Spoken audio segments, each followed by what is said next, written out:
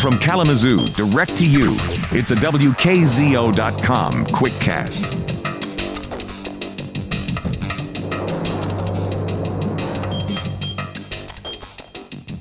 Well, the Gilmore Car Museum just received a grant from the Michigan Humanities and the National Humanities for the Arts Councils.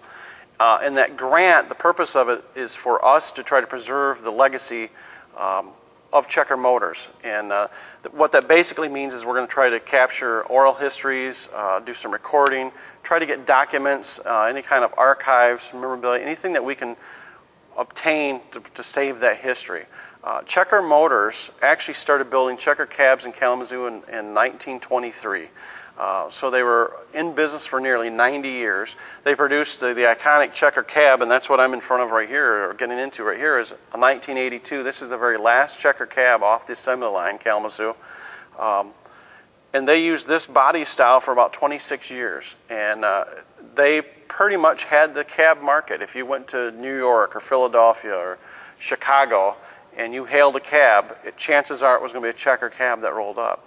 And it's become so iconic that other cab companies out there, you can go to visit a city. I just recently was in Reno, and I seen a Dodge minivan pull up that said Checker cab on the side, and it was painted with the same iconic or trademark Checker look. So they really impacted the industry. As an independent car company, they survived World War II, they survived the Great Depression in the 30s, they survived even a downturn in the car company business where they're building cars. They went from a manufacturer to a manufacturer of parts. They even survived that.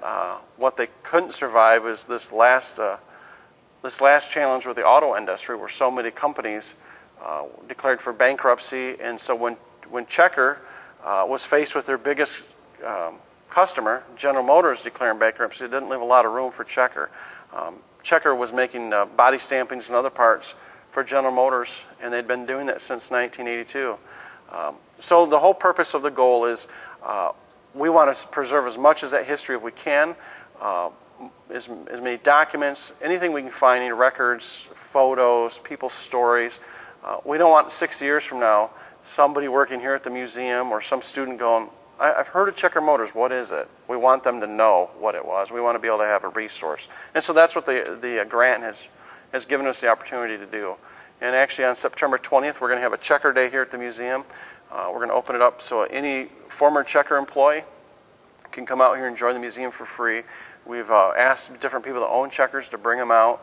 And we just want to make it an opportunity to honor those folks that were a part of this legacy, and also show them what we're trying to do, that we're trying to save the history of it. And, you know, in a time like this where people are obviously concerned about the economy and worried about what they're going to do next, I mean, things like this could be forgotten, right? I mean, you know, something that has been so special for so many years could just be forgotten. Isn't that kind of the essence of what this museum's all about? Oh, yeah.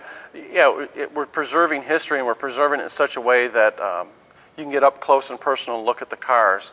And you know, with Checker, I think it's much like a lot of things in our lives we take for granted. Checker Motors produced probably 250,000 cars, but the impact they had was unbelievable. When you see the McDonald's slogan that says billions and billions served, that could be Checker, because billions, literally billions of people rode in Checker cabs throughout the years. In fact, I think it was in New York City in the 60s, they claimed 240 million customers per day rode in a taxi. You start adding that up, it adds up pretty quickly. That's billions and billions served in a Checker. And when you see a Checker cab, if you see it in the movies, you see it in a photo, you see it in a TV series, every single one of those, every one of them were built right here in Kalamazoo. And so that's a pretty important legacy that we don't want to let just slip away and have people forget. And that's, like you say, the mission of the whole museum is to preserve the legacy of all the cars. Kalamazoo had 17 different car manufacturers at one time, or throughout its history. You could call it the other Motor City, but people don't think of Kalamazoo as producing cars other than the Checker. So we want to save that for future generations. And how did it come about getting the grant? I mean, what went into it? How did you find out about it? Well, when we realized that Checker was probably going to close, we started really asking the question, who holds the Checker archives? Who has that material? You know, other independents like the Tucker, which went out of business in 1948, had a big impact. But over the years, the Tucker Club has really worked hard to collect all the archives. Other companies have been the same way. And we thought, instead of having this happen years after the fact, why don't we look into it right now and see what it would take, or what archives are out there, what documents are out there, what memories are out there.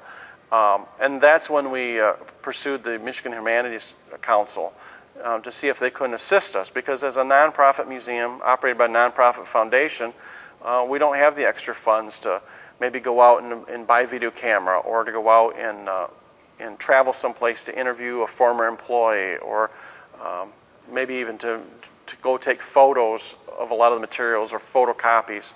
And so the grant gives us the opportunity that we'll be able to do that now. Was there a certain amount that you had to go after to be able to do it, or? You know, I honestly don't. I don't think there was a dollar figure on it. I think they basically do them in blocks. And so we just went and said, "Can you help?" And they look at it and say, "Yeah, we think this is a worthy project. We'll give you X."